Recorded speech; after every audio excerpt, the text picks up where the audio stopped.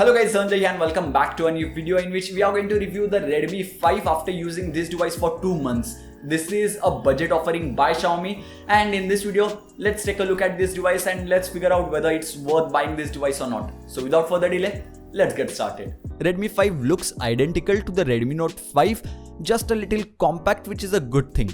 For its price, it has very good aluminium metal build with plastic frame at top and bottom side, same as the Redmi Note 5. It feels premium to hold in hand, but the metal back panel means that it is going to accumulate some sort of smudges. But luckily, Xiaomi does provide a basic silicone case in the box itself. Redmi devices usually have very clicky buttons, but with Redmi 5, volume rockers and power buttons are kind of mushy. We expected it to be more tactile. Fingerprint sensor is present on the device unlike Realme 1 and is quick enough to unlock the device as well. Redmi 5 is one of the least expensive Xiaomi smartphones to sport an 18:9 display, which does make the device narrower and in turn easier for single-handed usage. But the extra height does mean that it is going to be difficult to reach at the top of the display. Speaking of display, the Redmi 5 comes with a 5.7-inch 720p HD panel with 282 ppi. However, in 2018, we would have hoped to see a 1080p screen from Xiaomi, especially when the competitors like Tenor-E, Tenor-G, Realme 1 are offering full HD displays in the same price range. Fortunately, in spite of the lower resolution, the colors and viewing angles are great on this device and the overall display quality is really nice. It will be very difficult for an average consumer to even differentiate it from a 1080p screen due to the smaller screen size. Redmi 5 comes with a Snapdragon 450 processor, which is an octa-core processor, and as I said in my Vivo V7 review, Snapdragon 450 processor performs like a Snapdragon 625 processor when it comes to day-to-day life tasks. Redmi 5's GPU is same as Redmi Note 5, which has the Snapdragon 625 processor. Due to this SoC coupled with 3GB of RAM, performance is probably the strongest suit of this device. Overall, in day-to-day life usage, performance is very smooth, but I did notice minor frame drops while scrolling through Twitter or Instagram feed, but it was very rare and very minor. These issues can be fixed with a software update.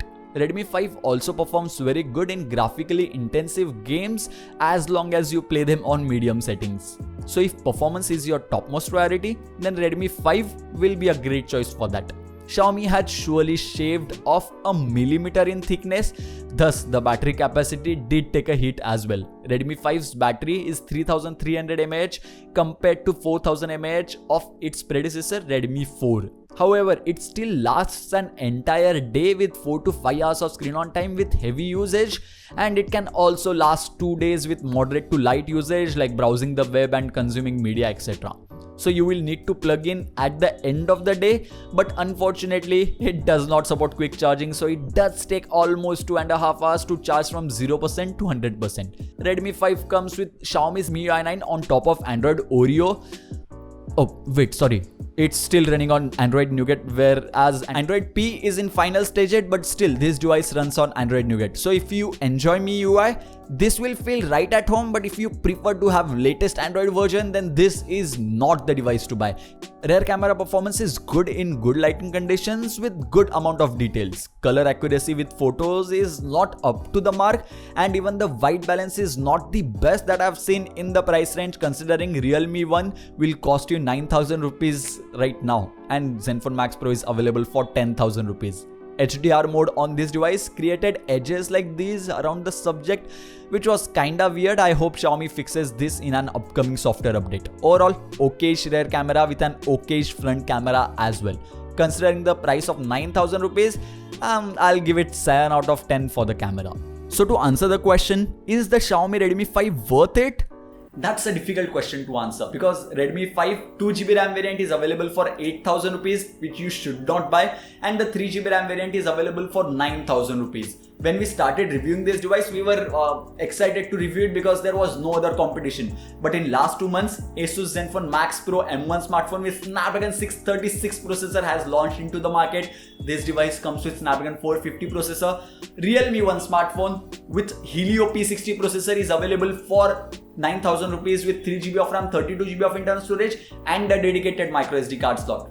Not only that, you can get the Xiaomi's own Redmi Y2 at 10,000 rupees, 3GB RAM, 32GB internal storage, dedicated microSD card slot, and a much better camera experience than Redmi 5. Not only that, better processing power because it has Snapdragon 625 as well. It seems like Xiaomi killed their device with their own device, which is Redmi Y2. If you're planning to buy Redmi 5, then it's very difficult for me to suggest, considering Realme 1 is already there in the market and Redmi Y2 with much better specs is also available.